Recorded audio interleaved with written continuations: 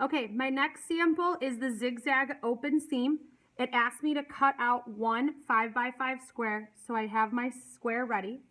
I'm gonna go ahead and cross that direction off that I cut out my square. Just like the previous sample, it then asks to take that square and cut it in half and then join the right sides together. So I'm going to take my square. I am going to cut it in half. And then I am going to make sure that I join the right sides together. And your right sides should be kissing. Line it up edge to edge like that. And the right sides are on the inside kissing right now. I'm going to go ahead and cross off that I did those two directions. The next directions asked to line up the edge of the squares with a 5/8 inch mark. Again, it is the third line or the first large line. I am then going to sew from one end of the fabric to the other, and I do not forget to back stitch. So I'm going to line this up with the 5/8 inch mark. And then I'm going to sew from one end to the other, and I'm going to back stitch. So I've lined up my fabric with the 5/8 inch mark, which is the very first long line or the third line. And I'm going to start sewing from one end to the other, and I'm going to back stitch at both ends.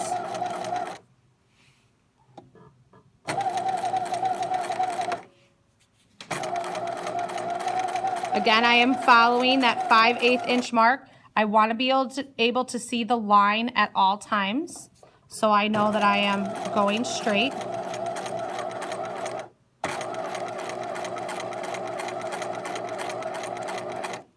When I get to the end, I'm going to back stitch and make sure that my take-up lever is in the up position before I lift up the back and take it out. Since I did those four directions, I'm going to go ahead and cross them off. I now have a 5/8 inch seam. I am now going to go ahead and set up my machine for a zigzag stitch since this is a zigzag open stitch. So to do that, I am going to turn my stitch width to 4 or 5. Your stitch width is the back knob on your Bernina machine. I am going to turn it just to anything between 4 and 5. So I'm going to turn this one to 4.5. That is making sure that you are going to have a zigzag stitch. Then I'm going to take one of the flaps by itself of that seam and sew a zigzag line 1/4 inch from the cut edge. So again, I have my seam here. I'm going to take one of the flaps and I'm going to sew a 1/4 inch line from one end to the other, but this time it's going to be a zigzag pattern. I'm going to back stitch at both ends.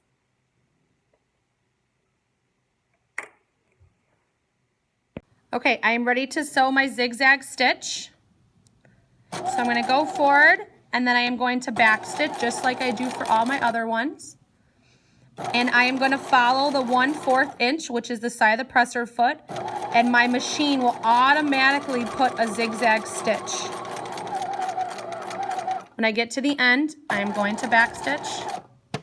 Make sure your take-up lever is in the up position before removing it from the machine. I now have a zigzag stitch on the flap, and I'm going to do the same thing to the other side, and then I will continue on with my directions. I now have 2 zigzag stitches on my flaps. My next direction asks for it to take the shears and trim off the excess on both edges of the flaps. And then it will press both flaps open with the iron. So what you're going to do is you are going to take scissors and you are going to trim off anything extra past the zigzags. After you do that, you can go ahead and press it, and then you are going to staple it to the top of your page. Then you may move on to the next sample.